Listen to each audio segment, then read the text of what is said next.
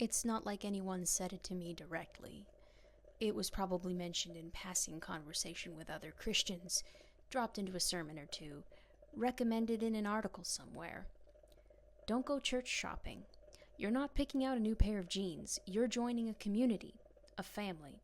Stay and commit. It's more about what you put in and give. It's about obedience. Worshipping God shouldn't be about making it suit you. Again, no direct quotes. This is just the miasma I've inhaled over the years, breathed back onto a page. I can even see the truth of it from an angle, can nearly see the outline of the personality type it was directed at. It was, perhaps, directed at someone who sees church as more of a social club, has a stiff stylistic preference in the worship, and folds their arms in the front row seat, daring the pastor to make them the least bit uncomfortable. Or maybe it's someone looking to be part of 10 different outreaches, needs a fog machine to get hyped, and can't focus if the message is longer than 10 minutes.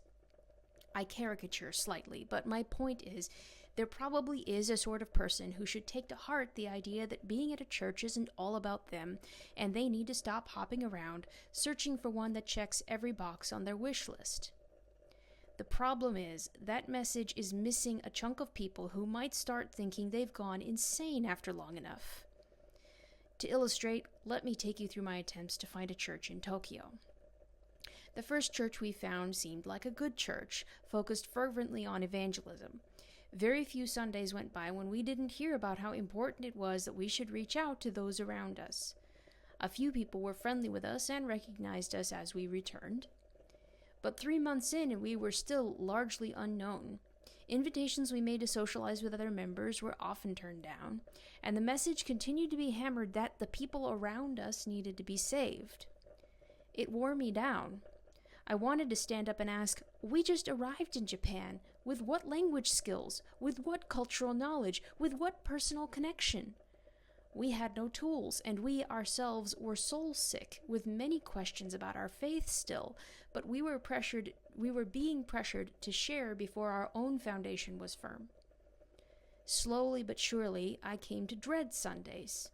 I became more lax about waking up, was more willing to extend an early morning gaming session through the time we'd need to leave to get to church. Shamefacedly, I took myself off the hook about going every week. One Saturday night, completely burned out and looking at a to-do list that took up 2 pages of my journal, I wailed to Sergey that going to church was just one more damn thing on my list and it shouldn't be like that.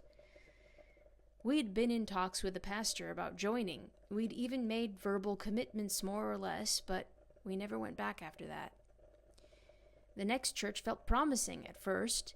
The worship was off-key, which oddly enough encouraged me as to its authenticity.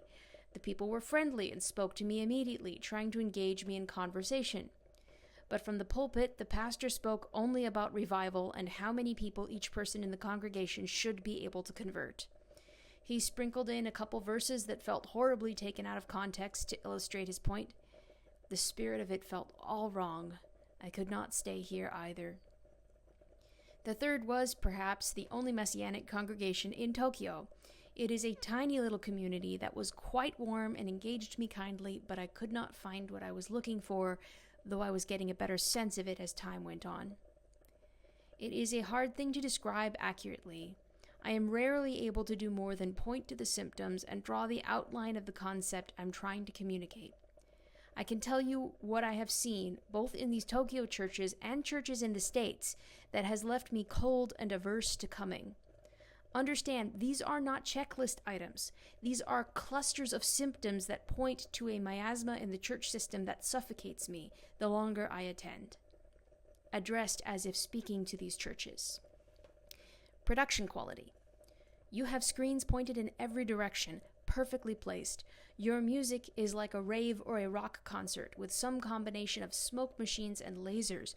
Worship becomes about harnessing the emotional energy of the crowd and trying to spread it, not about thanking Jesus. Timing. Your countdown timer is God. Your service runs like a perfectly crafted clock. There is no space for God to do something intrusive, or even for you to stop any part of the service and ask Him to do it. Is the countdown timer a guide? Totally cool. Is the countdown timer master of ceremonies? It feels like you've got something other than the Spirit of the living God at work. Evangelism first. Your message supports evangelism. Your message encourages evangelism. Your message pressures evangelism. Your message is so focused on evangelism, you forget to talk about why it matters in the first place. You do not lead the flock to understand why they should love Jesus or what loving Jesus looks like. If they don't know why they love him, if they haven't experienced the change that is promised for themselves, what is evangelism but parroted talking points? Who are we even introducing the lost ones to at that point? It seems like that we're inducting them into church, not bringing them into a life-altering relationship. Community. Related to the prior point, but you are so focused outward on those in need that you don't really seem interested in addressing the needs of those within the church. Or if you are, it's not for those who first knock on your door. We came to the first church afraid and alone, with no knowledge of how to navigate the many transitional issues confronting us. When we emailed the staff of this church for help, we were shunted off to one of their small groups or prayer meetings. Where is the network of church members whose skills are known, who have signed on to help with various problems that other members or would-be members have? It seems like if one is not an unsaved Japanese person here, one is of no interest. Size. Most churches want to grow, and it's hard to fault that. Larger churches mean you are taking in more resources that enable you to do more and more varied good. But if you're so large that your members can't recognize most other members, what kind of community are you? Are you so focused on growth that you don't pay attention to what you already have? Now, sometimes God may tell a person directly to stay at a church where they aren't being fed and God is barely present, to be the reminder and the invitation to others that there is more to relationship with God. I accept that as a situation that exists, but I have never heard this directive. If you have not heard this and you are crushed under the load that religious leaders place on you, then I say leave. Find a place where every face is pointed toward God, however imperfectly.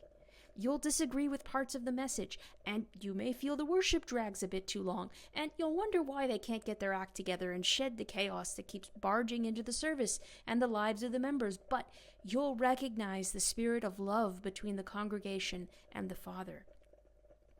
I was studying and attending Japanese classes an awful lot. I was keeping an apartment clean. I was trying to get out and see my few friends from time to time. I knew that church isn't supposed to feel like a self-help group, but I also knew it isn't supposed to be a crushing burden to go. So I didn't.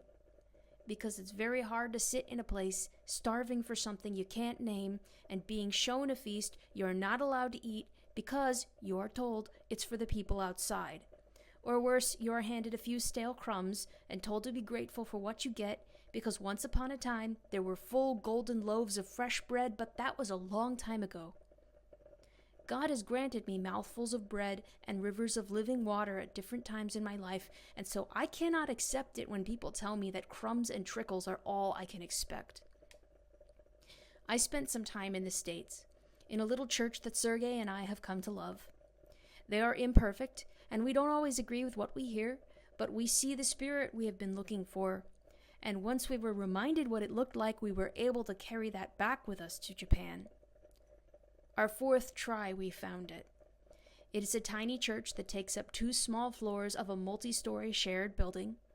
The worship and sermon has to be streamed from floor 4 to a screen on floor 5. It has a little cafe that runs most of the week as an outreach. Most members sit on the floor so that the elderly can sit in the few chairs. The worship is roughly 3 songs long that are sung for about an hour. It isn't any one thing I can point to. It's seeing some of them on their knees.